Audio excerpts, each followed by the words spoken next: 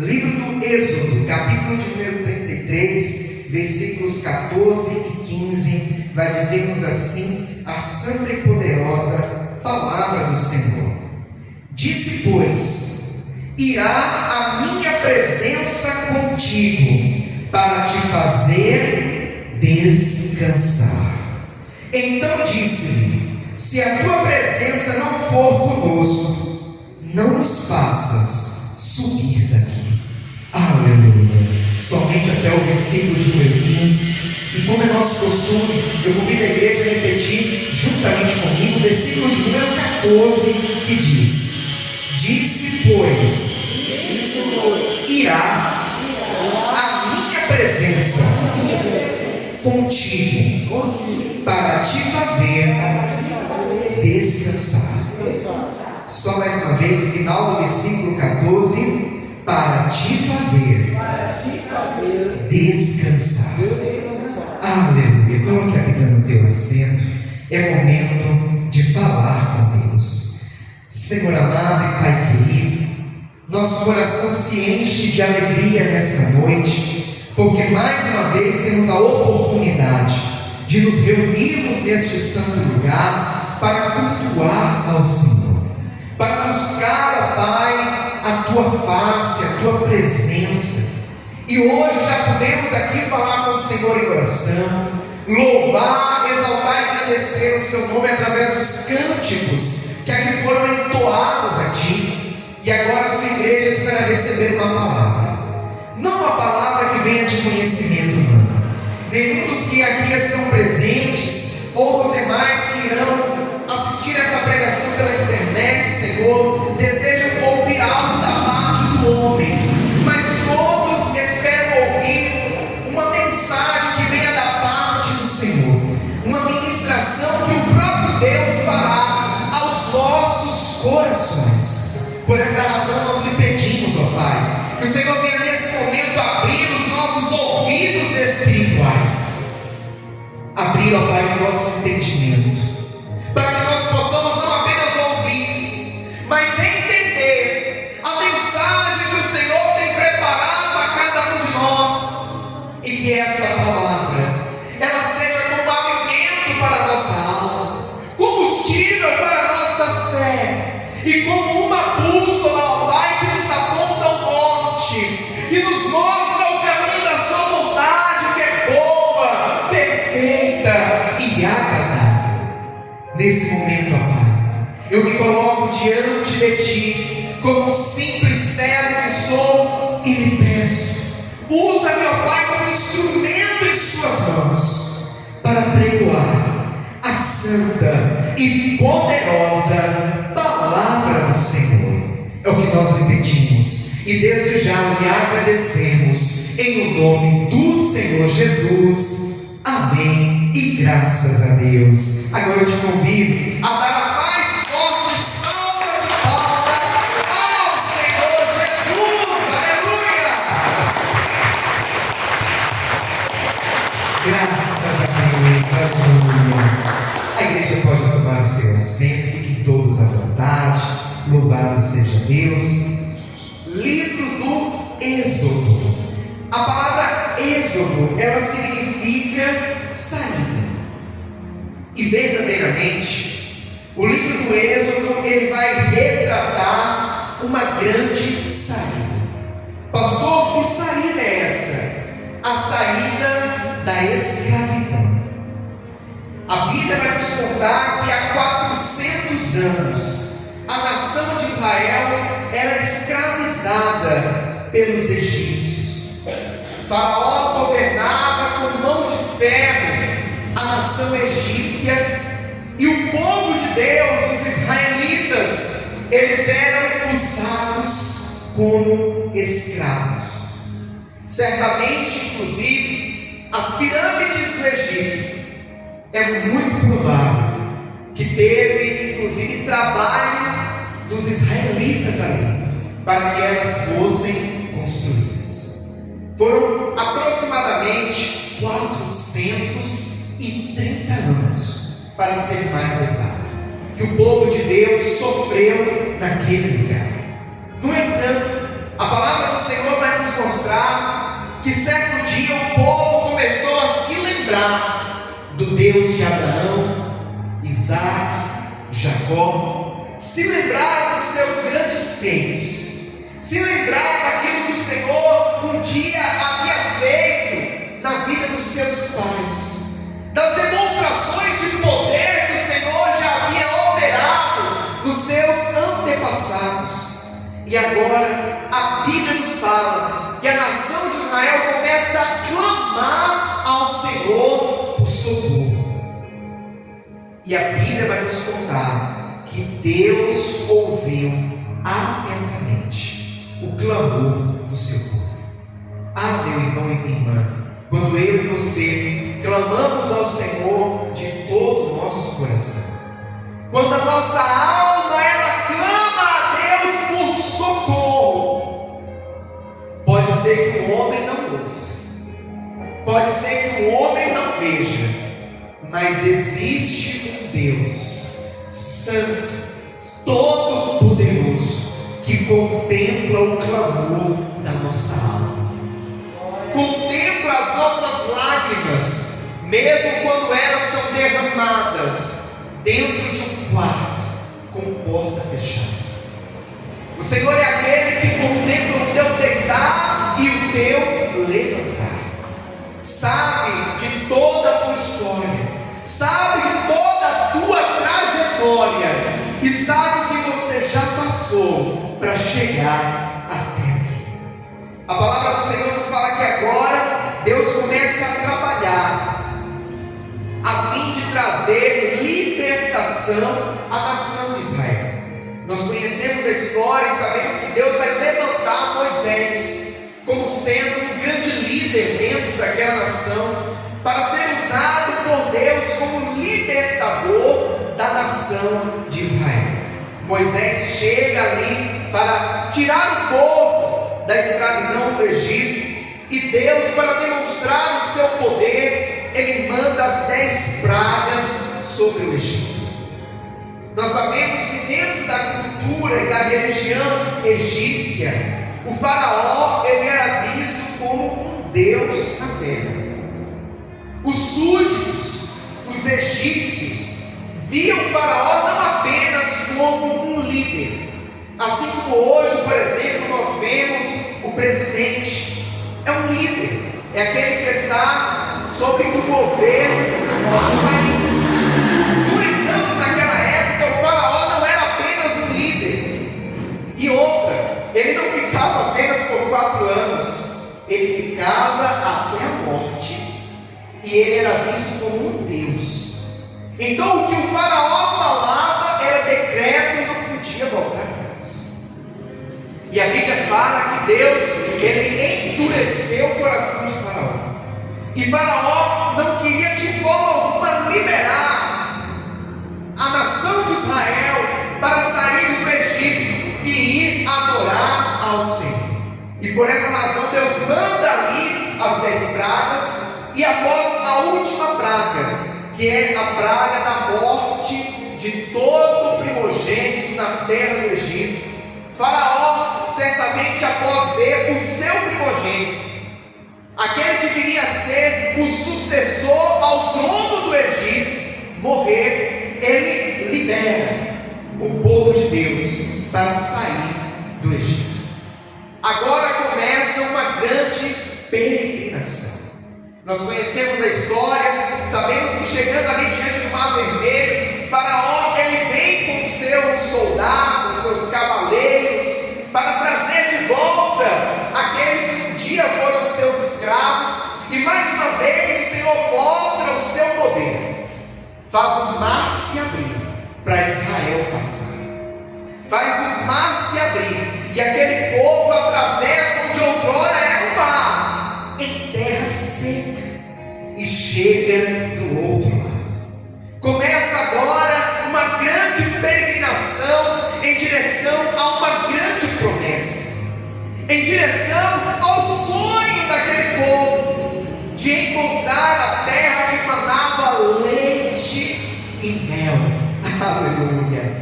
A palavra do Senhor nos fala que ali no deserto Senhor mais uma vez começa a mostrar o seu poder. Durante o dia havia uma coluna de nuvem que acompanhava o povo e dava a direção para onde eles deveriam andar. Protegia-os também do sol escaldante.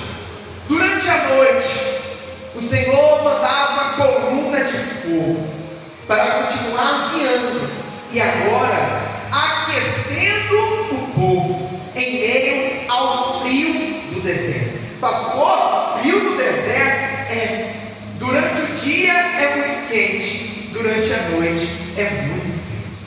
E a palavra do Senhor nos mostra que ali Deus sustenta o seu povo. No deserto, Deus prepara a água. No deserto, Deus prepara o maná. No deserto, Deus prepara a carne através das codornizes. No deserto, Deus fazia com que as sandálias não se desgastassem, com que as roupas não se rasgassem.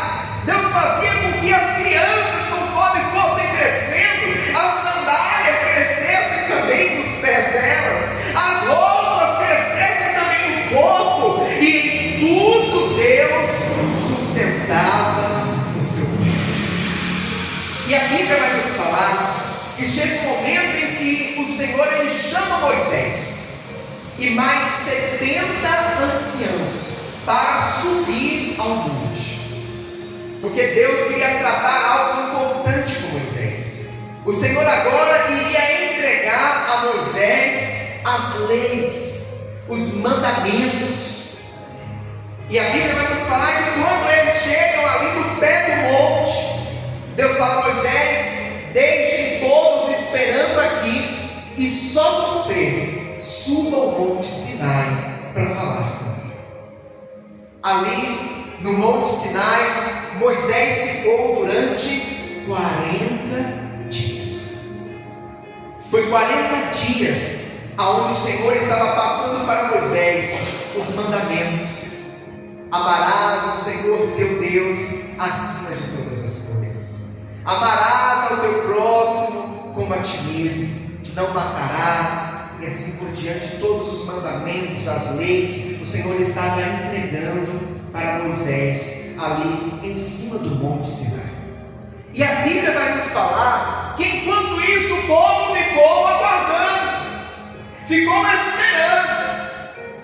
Passou um dia, passou 5, passou 10, passou 20, passou um mês, e o povo começou a pensar: Moisés deve ter morrido. Já tem mais de 30 dias que Moisés está lá em cima do monte. Passou 35 dias e o povo: não é possível, Moisés só pode ter morrido, porque do contrário ele já teria descido. E a palavra do Senhor nos fala que agora aquele povo que viu tantas maravilhas do Senhor, que viu tantas demonstrações de poder e de cuidado da parte de Deus para com eles, aquele povo agora vai chegar para Arão, irmão de Moisés, e vai dizer: Arão, certamente Moisés morreu. Nós precisamos agora criar um Deus para que nós venhamos adorar, para que nós venhamos servir, porque Moisés está morto. Era ele que falava com Deus, e agora o que será de nós? Vamos fazer um Deus para nós. Eu abro parênteses aqui para dizer algo importante para a igreja. Muitas das vezes, em meio à inquietude do nosso coração, a inquietude da nossa alma, nós tomamos atitudes precipitadas.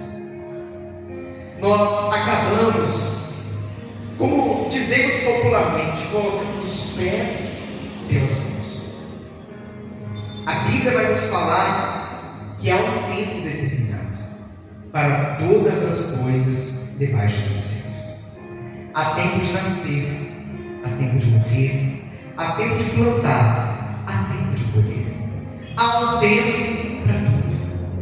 Há um tempo onde Deus faz a promessa, e há um tempo onde Deus cumpre a promessa. Há um tempo onde Deus fala, e também existe um tempo onde muitas das vezes o Senhor ele se cala, ele fica em silêncio. No entanto, o silêncio de Deus não significa a ausência de Deus. É onde muitas pessoas se confundem e tomam atitudes precipitadas.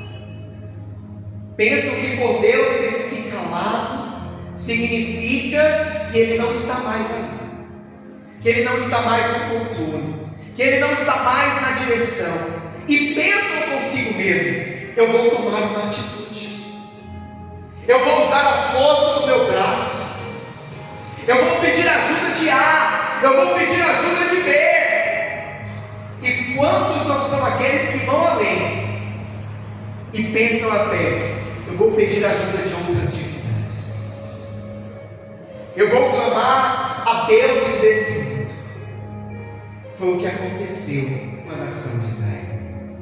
Após 40 dias que Moisés estava no monte falando com Deus, a palavra do Senhor vai nos falar que quando Deus nos altos céus vê o que estava acontecendo, a ira do Senhor se acendeu. Porque a palavra do Senhor vai nos falar que agora, diante daquela demanda que o povo traz para Arão, a nação começou a ficar pressionando Arão: Arão, queremos um Deus, Arão, queremos um Deus. E Arão acaba cedendo.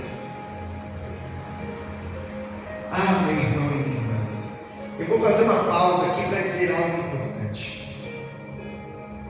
Não ceda à pressão da maioria, porque muitas das vezes isso acontece. É no trabalho, é na escola, é na família. A maioria fica pressionando. Faça isso, faça aquilo, deixa esse negócio de igreja para lá, haja dessa forma, retruque assim, faça não sei o quê. E a pressão fica em cima. E se não tomarmos cuidado, nos esquecemos de tudo que o Senhor nos ensinou e agimos conforme a maioria está nos pressionando para fazer. Foi o que aconteceu com Arão. Arão era homem de Deus, pastor? Sim, irmão de Moisés, também muito usado por Deus. Inclusive Arão foi o primeiro sumo sacerdote. No entanto, diante da pressão, ele cede e diz: tá bom, tragam pingentes de ouro, tragam anéis de ouro, tragam peças de ouro que vocês tiverem. Nós vamos derreter esse ouro e fazer um Deus para ser adorado. Quando Deus olha o que está acontecendo, eu fico imaginando o sentimento que Deus tem no seu coração, o sentimento de ser traído. Eu acredito que todos já tiveram a experiência de ter esse sentimento, o sentimento de ser traído. E quando eu digo isso, não estou me referindo à traição conjugal, mas eu me refiro inclusive a vários âmbitos, até mesmo a amizade. Alguém que você muito confiou de, que você chegou a dizer: esse aqui é amigo do peito, é amiga do peito, essa aqui é uma irmã que eu não tive. E de repente aquela pessoa toma uma atitude que lhe decepciona de tal forma que parece que diante daquilo tudo desmoronou. Eu fico imaginando o coração de Deus ao ver o que o povo fez, e Deus pensando: eu tirei esse povo do Egito, eu fiz milagres extraordinários, eu fiz o mar se abrir para eles passarem, trouxe eles até aqui. Durante 40 dias estava tratando com Moisés para entregar as leis, os mandamentos, e por conta de não saber esperar, não saber aguardar o tempo de Deus, estão me traindo, adorando um bezerro de ouro. A Bíblia nos fala que se acendeu a ira do Senhor. E Deus falou: Moisés, desce depressa e vai ver o que o teu povo, Deus estava tão irado que ele não fala o meu povo, ele fala assim: o teu povo está fazendo. Desce lá, porque senão eu vou consumir esse povo. A palavra do Senhor nos fala que Moisés desce e vai tratar com o povo. Em outro momento, Deus vai mais uma vez falar com Moisés, e o Senhor fala com Moisés: olha, Moisés, eu vou destruir esse povo e através de ti eu vou fazer uma grande nação. E eu acho muito interessante que, se fosse outra pessoa no lugar de Moisés, uma pessoa egocêntrica, uma pessoa egoísta, uma pessoa amante de si mesma, como a Bíblia nos fala, agora já no Novo Testamento, sobrevirão dias em que haverão homens amantes de si mesmo. Moisés, se fosse outro, diria assim: realmente, Senhor, destrói esse povo e através de mim faz uma grande nação. Porque o povo traiu não apenas a Deus, mas traiu também Moisés. Claro que a traição maior foi para com o Senhor. No entanto, Moisés poderia querer trazer para si esta oportunidade que Deus estava lhe dando de, através dele, fazer uma grande nação. No entanto, não é essa a atitude que Moisés toma. A palavra do Senhor nos fala que agora Moisés vai interceder pelo povo. A Bíblia vai dizer que agora Moisés vai falar com Deus e dizer: Senhor, não faça tal coisa. O que os egípcios vão pensar do Senhor? Que o Senhor os tirou de lá para agora os matar no meio do deserto? O que os cananeus, os jebuseus, os amorreus, os povos que estão ao nosso redor vão dizer? Que o Senhor tirou a nação de Israel do Egito para matar a todos no meio desse deserto? E sabe o que a Bíblia diz? Que Deus ouviu Moisés. Ah, meu irmão e minha irmã, é por isso que a Bíblia chega a dizer que Moisés, ele era amigo de Deus. Moisés é uma das poucas pessoas que a Bíblia relata que Moisés era chamado de amigo de Deus, alguém com quem Deus falava face a face. Olha o grau de intimidade, olha o grau de relacionamento de Moisés para com Deus. O Senhor mudou uma sentença por conta de um pedido daquele homem. A palavra do Senhor nos fala que Moisés clama ao Senhor, e o Senhor desiste de destruir a nação de Israel. No entanto, o Senhor fala com Moisés: Moisés, a partir de agora eu não irei mais com vocês nessa jornada. Eu não destruirei o povo, mas a partir de agora eu não vou mais com vocês nessa jornada. Porque se eu for com vocês nessa jornada, esse povo é um povo de dura serviço, é um povo obstinado. Pastor, o que é isso? É um povo teimoso, é um povo desobediente. Então, para eu não consumir esse povo, Moisés, eu não vou com vocês. Eu vou mandar um anjo para ir acompanhando vocês. E a palavra do Senhor nos fala que quando Moisés ouve isso, Moisés se entristece. Pastor, por quê? Porque Moisés era amigo de Deus. A palavra do Senhor nos fala que o povo, mesmo tendo errado, mesmo tendo falhado, mesmo tendo traído a Deus, quando ouve, quando fica sabendo disso, o povo também se entristece. Até nos adornos que eles estavam usando, colares, pulseiras, peças de ouro que eles trouxeram do Egito, de pedras preciosas. Pastor, mas eu pensava que o povo saiu do Egito com a mão na frente ou atrás? Não, o povo saiu do Egito enriquecido. Os egípcios, para ver o povo de Israel ir embora, falaram assim: vão embora daqui, pode levar tudo que vocês quiserem, leve o ouro, leve a prata, leve as pedras preciosas, leve os utensílios de ouro, leva, mas vai embora daqui. Eles saíram de lá carregados de tesouros, mas povo se entristeceu de tal forma que começaram a tirar os brincos de ouro, colares de ouro, pulseiras de ouro, panos caros, em sinal de tristeza, porque Deus estava dizendo: eu não vou mais com vocês. Ah, meu irmão e minha irmã, de que adianta o homem ganhar o mundo inteiro e perder a sua alma? De que adianta as promessas deste mundo sem a presença de Deus? É a presença de Deus que faz com que tenhamos alegria para continuar, força para prosseguir. É a presença de Deus que nos traz consolo nos momentos de adversidade e luta que enfrentamos na vida. Sem a presença de Deus, tudo perde sentido.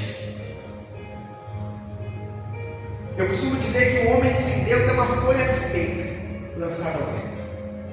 Ele pode ser rico, ele pode ser milionário, mas se não tiver Deus, ele é uma folha seca lançada ao vento. E aquele povo estava ouvindo da boca do próprio Deus: eu não irei com vocês. Eu vou mandar um anjo com vocês, mas eu não irei com vocês. O povo se entristece, Moisés se entristece. E a palavra do Senhor nos fala que Moisés agora começa a dialogar com o Senhor. Até que quando chega no versículo de número 14, o Senhor diz assim para Moisés: disse, pois, irá a minha presença contigo, para te fazer descansar. Aleluia.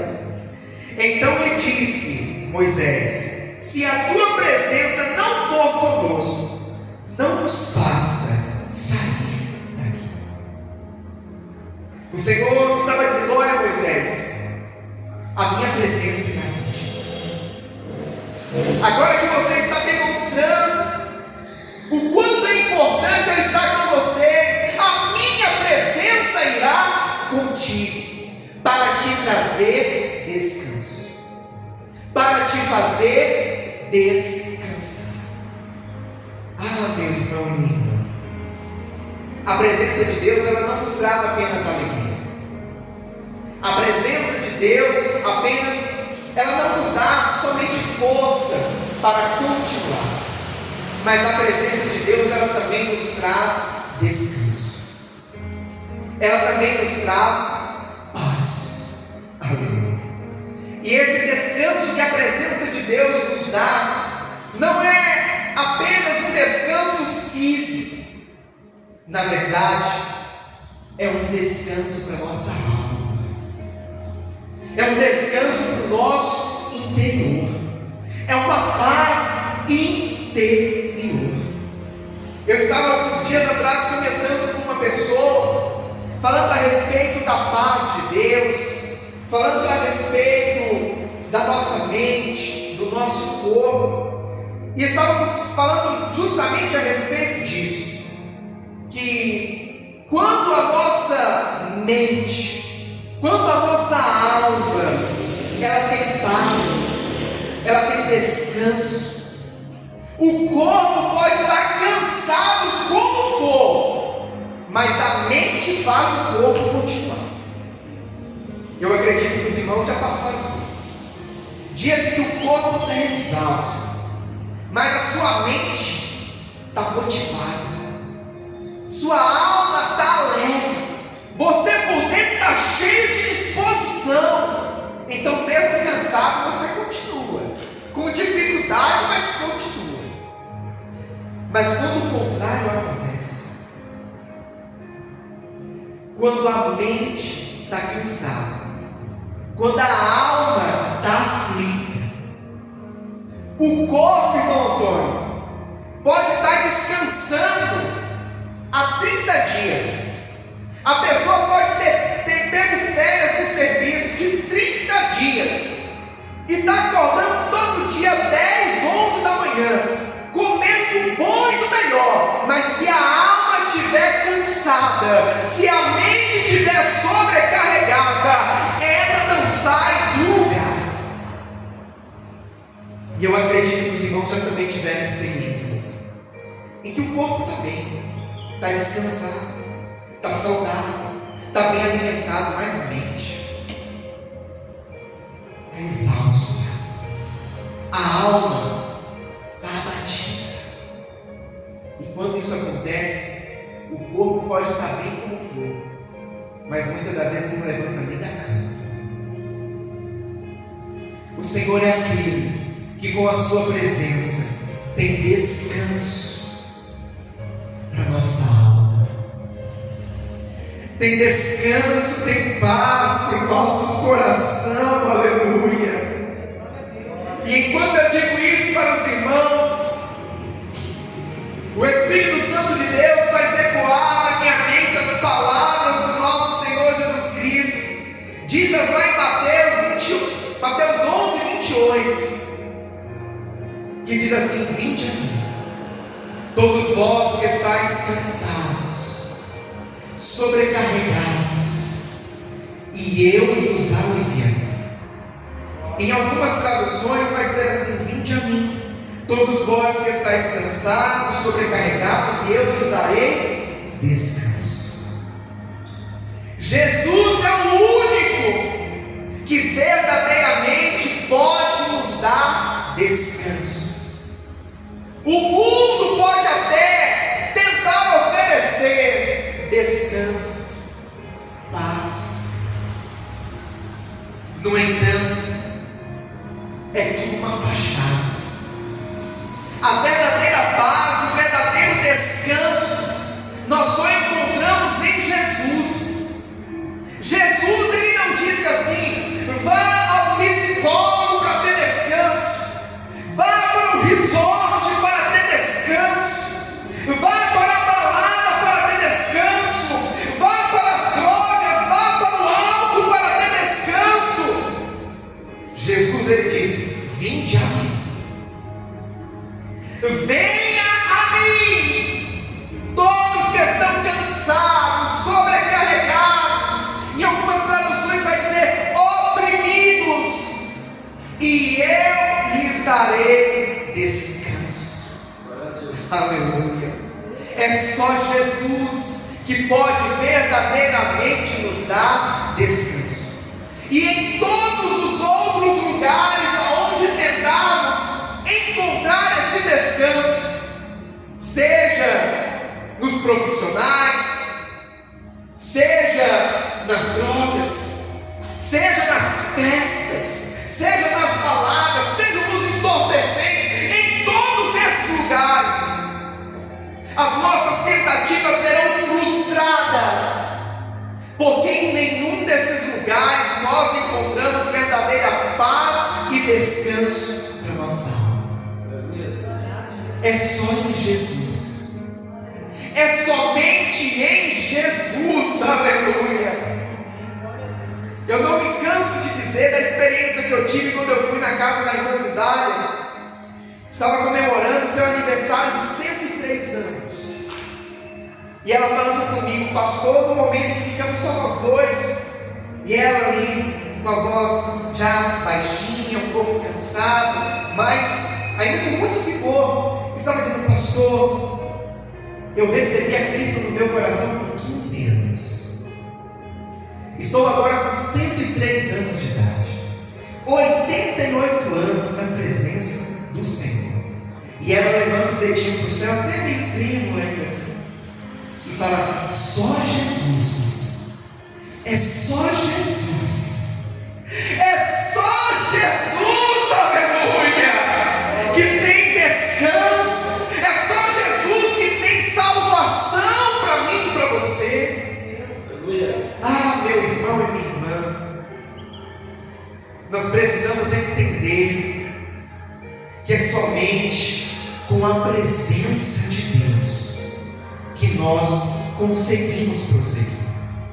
E Moisés tinha plena consciência disso. É por essa razão que no versículo 15, Moisés diz ao Senhor: se a tua presença não for conosco, faça nem sair daqui, Senhor. Não nos tira nem de onde nós estamos. Em outras palavras, Senhor, nós só sairemos daqui se a tua presença for conosco. Ah, meu irmão e minha irmã, a presença do Senhor, ela nos dá direção. A presença do Senhor, ela nos dá paz. A presença do Senhor, ela nos dá descanso. A presença do Senhor, ela nos dá alegria. A presença do Senhor, ela nos dá bom ânimo. A presença do Senhor nos mantém de pé. Nós precisamos da presença do Senhor em nossas vidas. É por essa razão que sempre na bênção final, quando nós estamos orando, o Senhor colocou em meu coração de orar, pedindo a Ele para que conceda aos irmãos uma semana de bênçãos, uma semana de boas notícias, mas sobretudo, uma semana cheia da presença dEle em nossas vidas. Porque se não houver a presença dEle em nossas vidas, pode acontecer o que for. Podemos inclusive até ter êxito em uma ou outra coisa. No entanto, nada disso vai fazer sentido. Porque é a presença do Senhor que nos completa. É a presença do Senhor que nos dá a razão para prosseguir. Porque tudo o que conseguimos nessa terra, por melhor que seja, não chega aos pés do que a presença de Deus ela proporciona sobre a minha e sobre a tua vida. Ah, meu irmão e minha irmã, neste mundo, o homem pode ter o dinheiro que for, ao ponto de poder comprar a melhor casa. Mas se não tiver a presença de Deus, ele nunca terá um lar feliz. Ele pode ter todo o dinheiro do mundo para decorar o seu quarto, comprar a melhor cama, comprar o colchão mais caro, comprar o travesseiro da NASA. Mas se não tiver a presença de Deus, ele vai pôr a cabeça naquele travesseiro e não vai ter sono para dormir. Não vai ter paz para descansar. De que adianta ter tudo nesse mundo e não ter a presença de Deus? É a presença de Deus que é a essência da verdadeira vida. Sem a presença de Deus é tudo muito fugaz, tudo muito passageiro. Igual nós vemos algumas pessoas no mundo sorrindo com um copo de cerveja na mão, sorrindo com um copo de uísque na mão, sorrindo com um charuto na boca. Está sorrindo ali diante das câmeras, está sorrindo ali enquanto está todo mundo ao redor. Mas quando as luzes se apagam, aí aquilo que parecia ser uma alegria vira um vazio tão grande, vira uma tristeza tão grande, que o dinheiro não preenche, que a bebida não preenche, que o charuto cubano não preenche, que o carro de luxo não preenche, porque nada preenche o lugar que é de Deus. Nada. Não tem nada nesse mundo que é capaz de preencher no nosso coração o espaço que é de Deus. Ah, meu irmão e minha irmã, nesta noite o Senhor Ele nos traz uma palavra muito clara ao nosso coração. Nós precisamos valorizar a presença dEle em nossas vidas. Nós precisamos valorizar cada vez mais a presença do Senhor em nosso coração. Nós precisamos cada vez mais, inclusive, buscar da parte do Senhor, que sejamos cada vez mais cheios dessa presença, que sejamos sejamos cada vez mais transbordantes dessa presença, que o nosso relacionamento com Ele não seja aquele relacionamento distante, mas que seja um relacionamento íntimo, que seja um relacionamento próximo. Na vida nós temos níveis de relacionamento. Assim é, por exemplo, no nosso dia a dia, com conhecidos, colegas de trabalho, amigos. O conhecido, você só passa por ele e cumprimenta: bom dia, boa tarde, boa noite. Assim acontece, por exemplo, com os vizinhos do bairro, né? Você até conhece de ver, às vezes não sabe nem o nome, mas você cumprimenta: bom dia, boa tarde, boa noite. Você sabe que a pessoa mora ali, está no mesmo bairro. Mas tem aqueles que não são apenas conhecidos, tem aqueles que trabalham na mesma empresa que você.